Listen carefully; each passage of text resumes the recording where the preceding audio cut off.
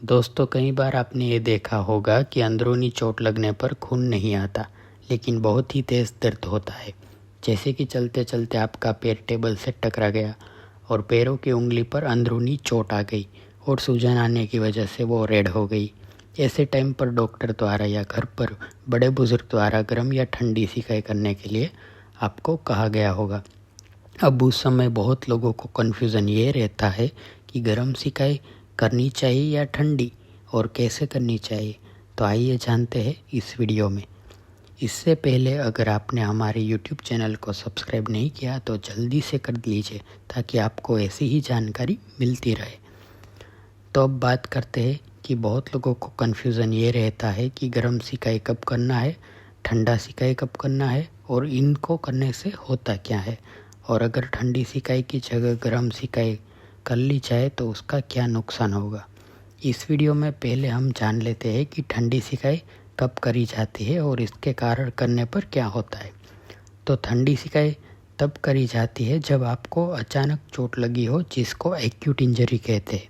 जैसे कि चलते चलते अचानक से गिर जाना, अचानक पैर किसी दीवार या टेबल की कॉर्नर पर लग जाना, स्पोर्ट्स पर्सन को अचानक खेलते हुए गिरने से चोट लग जाना, या फिर फुटबॉल प्लेयर को फुटबॉल से चोट लग जाना, या भागते हुए घुटने में किसी तरह का खिंचाव या तनाव हो जाना, गर्दन का अकड़ जाना, और इसके अलावा सुबह सुबह उठने पर किसी भी हड्डी के जोड़ों में अचानक सूजन आए, ऐसा लगना कि वहाँ पर पानी भर गया हो और छूने में हल्का गर्म जैसा लग रहा हो। तो इन सभी स्थितियों में ठंडी सिकाई करी जाती है।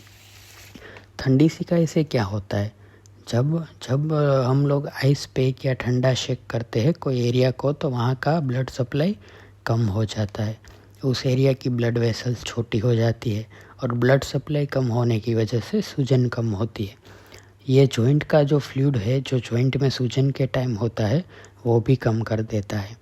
हमको कौन सी सावधानी रखनी है ठंडी सिकाई करते वक्त। ठंडा शेक हमेशा 15-20 मिनट तक सीमित रखना चाहिए, और आइस डायरेक्टली स्किन को नहीं लगना चाहिए। या तो आइस पैक या फिर टॉवेल में आइस को लपेटकर यूज़ करना चाहिए सिकाई के लिए। किसी को रेनोड का मतलब क्या होता है कि उंगलियां नीली या सफ़ेद हो जाती है ठंडा लगने पर, या सुन एरिया हो उधर भी आइस नहीं लगाना चाहिए।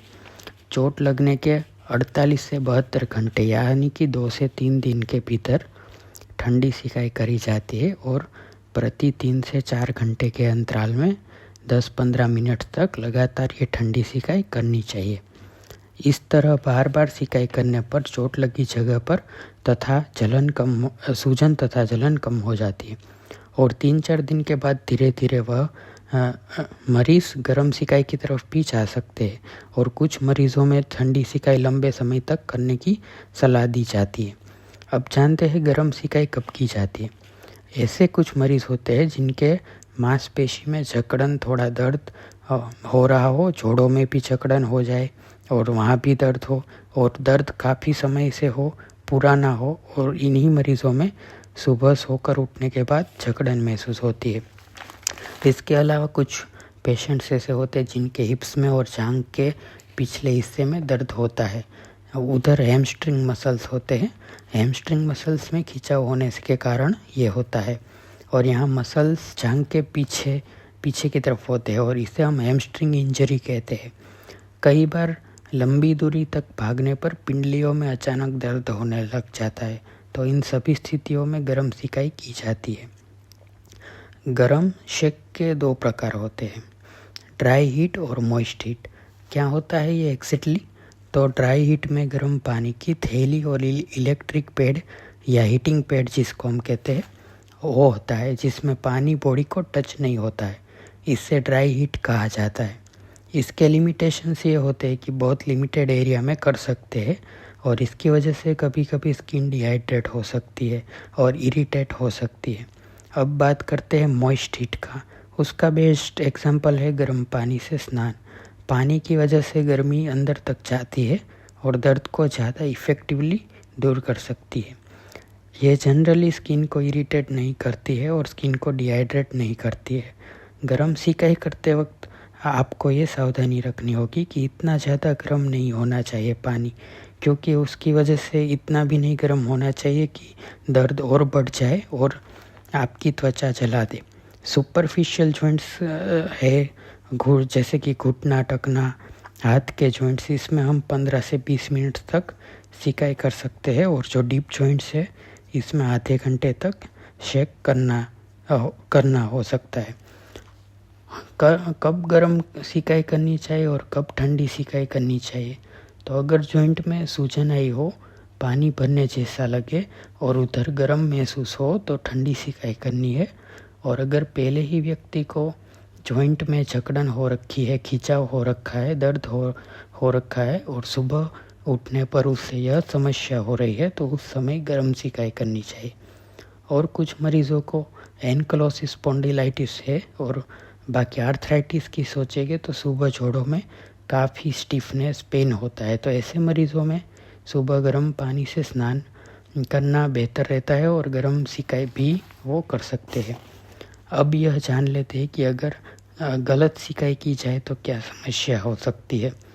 अगर गलत सिकाई कर दी तो क्या समस्या हो सकती है। यहाँ उदाहरण के रूप में समझते हैं कि जैसे किसी मरीज़ का कंधा जाम हो गया है, जिसे हम एडहेसिव कैप्सुलाइटिस कहते हैं।